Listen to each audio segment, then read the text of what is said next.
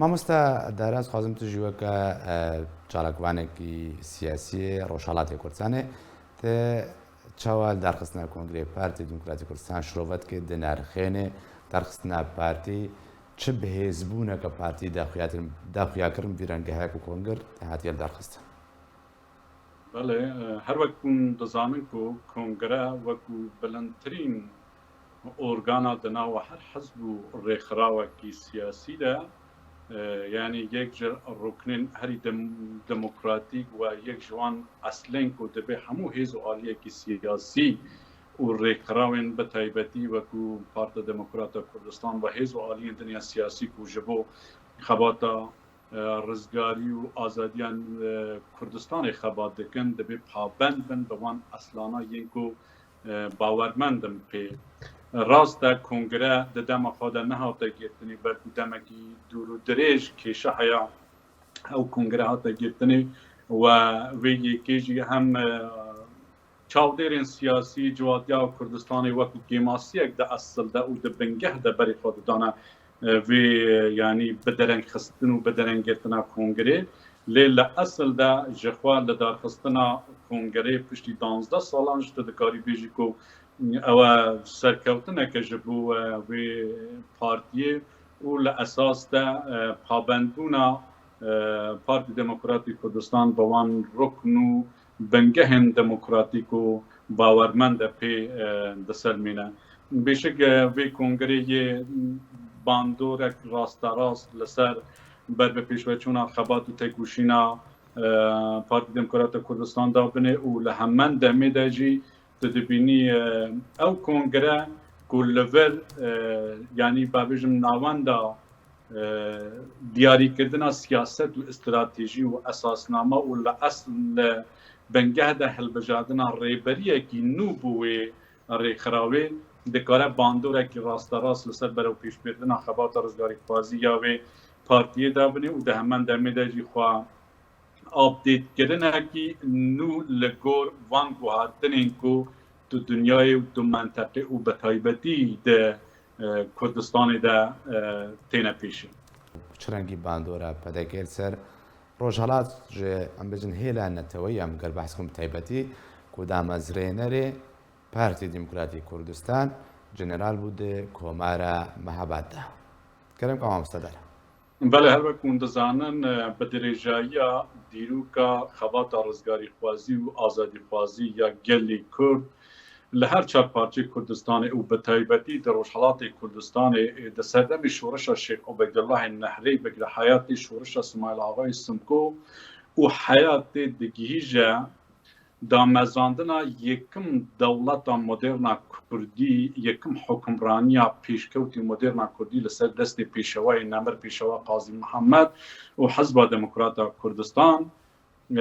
لوی دمی ورده کو به تایبتی دما کومار کردستان تی آوا کرنه کومار دبا ایورگه انکو مالا لحکوم کرنو لحو خرکرنا تو هیز و آلین سیاسی و خباتکارین آزادی خواز همیان دبن چتر خواده کرده و یک جوان جی نمر ملا مصطفی بارزانی بود که وکو جنرال ده کمار کردستان خبات و تیکوشین خواه بردوام ده که او لورشون حیان نها دکارم بیجم لحو گریدانه که خبات نتوی دناورا روشحالات کردستان و باشور و بگره بشندن کردستان جی دراستی ده چه بیا آنکو کمارا کردستان از دکارم بیجم همو او هیزون آلین سیاسی به تایبتی لپاش کمارا کردستان پارتا دموکراتا کردستان لباشور پارتا دموکراتا کردستان لباکور و پارتا دموکراتا کردستان لروش آوائی کردستان همو بچاوکانی گرتی جوه خبات و حسر و بیرو بوچونی نتویین کمارا کردستان کوتین آوا کرنه لور ویده همو او هیزو آلین سیاسی کو لسر فلسفه و ایدولوژی و دکارن بیجم بیرو حزب نتویین کمارا کردستان و پیشوا قاضی محمد دین آوا کرنه خبات و تکوشین خواه نتوی حیا ایرو روژه بردوام دکنو دمشینن و او هیزو آلین سیاسی لحمو خوشی و نخوشین خبات رزگاری خوازی ده از دکارن بیجم پیشگیری حود کرنه پارتی دموکرات کردستان لباشور جی یک جوان هیزو آلین سیاسی کو بدرجه دیروکا خبات رزگاری خوازی اخوال لدما دامازاندن حیا نها دوی ریرا و خبات نتوی د کد دایا و زحمتی کشا و برهما کد و زحمتیا و خبات و تیکوشینیجی ام ایرو روژه لباشورا کردستان دبینن و بیشک به خبات آزادی خوازی یا باشوری کردستان او چه قاست پیش بچه او چه قاست کردستان بر به پیش و بچه یه راست باندور خواه لسر بزا و رزگاری خوازی لحمو بشین کردستان و یک جوانج لروشحالات کردستان بگره و خاصا نها کتو دبینی شورشک بناوی شورش جینا در روشحالات کردستان روش به روشی بر به پیش وده چه او دکوچه و کولانی روشحالات کردستان در خوین ده حرکه و خبات و تیکوشینا نتوی بخورتی دمشه لی لوراده یکو رول و پیشنگا پارت دموکرات کردستانی و همو هیزو آلین سیاسیین بشندن کردستانی جی یه بکار به پیشگیری کرن آخواد دکشوارانده تأثیر اکی راست لسر بر پیشوچون آوی بزاوی دابنی جا وراده از دخوازم اشاره به یک تشتی بکم هر وکو چاوان کردین لوشحالات کردستانی دباکور کردستانی در روجاوای کردستانی بری چند ساله و حیان نها دباشور کردستانی دسما شرین به دجی داگیرکران دما شرین به دجی هیزن تندرا و وکو داعش ده هاتن جان خواه فدا کرن بو پارزگاری کرن و بو پاراستنا هیبت و کرامت کردستانی بو پاراستنا وی کیانا نتوی بتایبتی در دباشور کردستانی و در روجاوای کردستانی ده خویندان کدان لازمه همو او هیزو آلین سیاسی و بتایبتی چاون نهیری جه کنگره 14 یا پارت دموکرات کردستان لباشور تی کرنی کو پیشگیری اکی خود جه بزا و رزگاری خوازی لروش حالات کردستانی او جی وکا کردن مین روش حالات یادمی بدن و پیشگیری بدن بو بر به پیشوه چون او لانجام ده بو سرکوتنا گلی کرد و بزا و آزادی خوازی نکل روش حالات کردستانی بلکه لحمو ایرانی جبر کو اگر ایران آزاد ببه روش حالات کردستانی آزاد ببه گلی کرد لروش حالات کردستانی بکهم بن مافی خواهی نتوی و دمی دستین داگیر کرن و دستین دجمنکاری نیارم بود تضعیف کرن و جناب برن و تنک کرن باشور کردستانی یه یعنی گیم رنگتر ببا و تنگ میدان بو هم برتنگده بل انجام ده گلی کرد باشور جی یه روز به روزه بر به هیمنی و آسایش و اولهی که زیده تر بچه جبر بیران منه چه او داگیر کنین کردستانی و بطایبتی یک جوان دولت ایرانی و ترکیه و بشار اسد هر تم لسر تنگرنا گلی کرد به همو اوهی که لحو اتفاقی دکن او وان حزب آلین سیاسی و کو پارت دموکرات کردستان لإیران پارت دموکرات کردستان لباکور لروجاوای کردستان پارت دموکرات کردستان لباشور او حزب آلین سیاسی کل سر ریرا و هیلا خبات نتوی خبات فادم مشینن او به دشمن سرکه خود زانن او بخونه سری وان تینینه او به همه آلاوی خواهی دشمنکارانه حول جنابران وان حزب آلین سیاسی دادن جبروی هنده دوی ظروف هان حساس دکو خباتا گروی کرد روش به روش بر به پیش وده چه محوجهی به زیده تر لحو گریدان خباتا نتوی دنابر هر چار پارچین کردستانی هیکو پارت دموکرات کردستان باشور جی و یک جهیزن سرکت باشور کردستان او که دو حکمرانی وی حرمه دجیر نقش و رولا که بنگهینه دکاره باندورا خواه و رولا خواه لسر وی حو گرتنی دنابرا توهیزن آلین سیاسی هر چار پارچی کردستانی و خواستن در روشحالات کردستانی نقش خواهی رول خواهی دیروکی و نتوی بلیزه که او چاونوانیه لواقع ده و دراستی ده همجه کنگره وان و همجه وی پارتیه تی تکرن وەکە کوردێن ڕۆژهەڵات ئەزمون چاوەسوود جێوەرگرتنەیە پارتیا دموکراتە کوردستانê تایبەتی ئەم بێژن یەک سەردەمێ داهاتنە دامەزراندن لەگەڵ پارتیا دموکراتە کوردستانە ئێرانێژی کورد سەردەستی قازم محەممەد هاتبوو دامەزراندنیان بێدرێ ڕووخەڵکی ڕۆژهەڵاتی کوردستانê bi çi rengî karîne Sûdê ji heman ezmûna pedekê wergirin. بله وەکو من لە پرسە خوا بەرێدا اشاره پێ کرد يعني لسردم کمار کردستان کو لسردست پیشوا قاضی محمد تی آوا کرنی بگشتی هم پارت دموکرات کردستان لباشور و لبشندن کردستان جی به الهام ورگرتن جه خبات نتویی کو فلسفه اوی دو کمار کردستان و لسردست پیشوا قاضی محمد لوافقه ده تی بجی کرن یعنی کاری کو بجره کی عطف و سوز و حوخباتیه کی دنابرا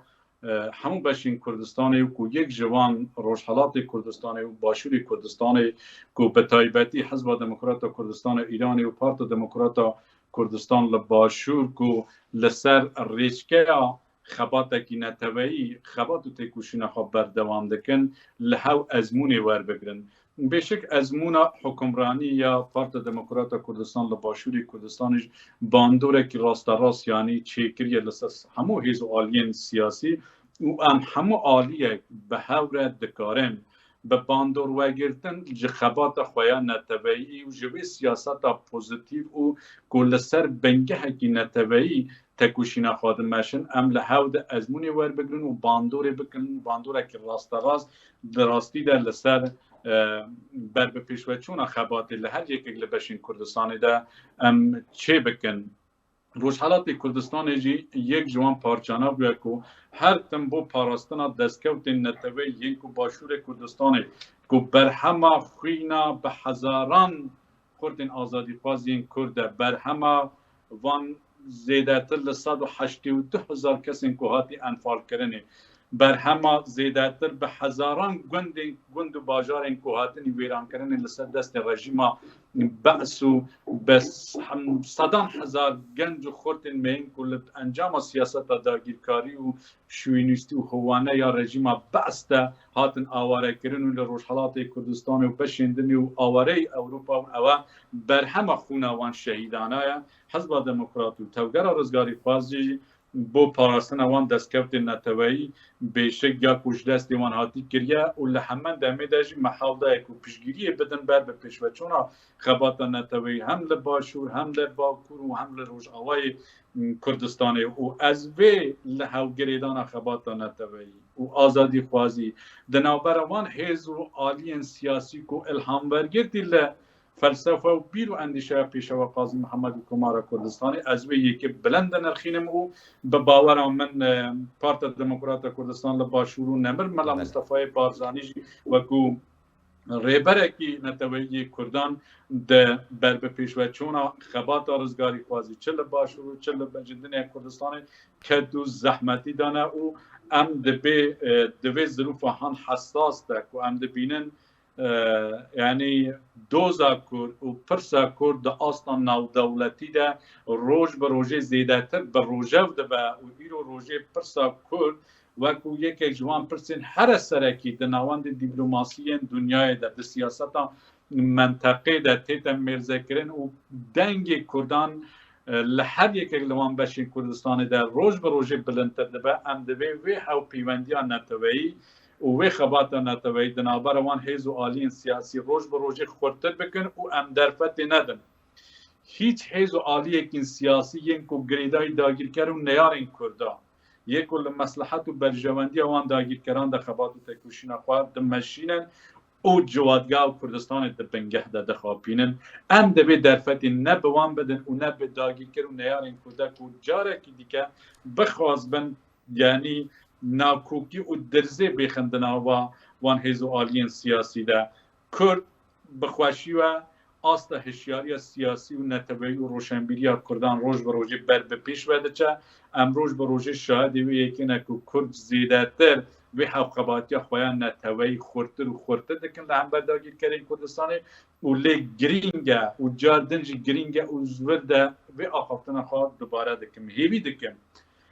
همو بشین کردستانی و یک جوان باشور کردستانی و پارت دموکرات کردستان لباشور و هیزکی مازن دوی بشه کردستانی و حکمران سرکی وی بشه کردستانی به پیشگیری کردن جوی شورش نهای روشحالات کردستانی ببن به عامل و باندورک سرکه لسد بر به پیشوچون آوی شورشی جبر که وگه مگود روشحالات کردستانی آزاد و کمار اسلامی نمینه نتنه باشوری کردستان روز به روز به اولهتر دبه و گلی کرد لحمو بشین کردستانی و خاورمیانه یه ده آسایش و امنیت ده بجی به نمان کمار اسلام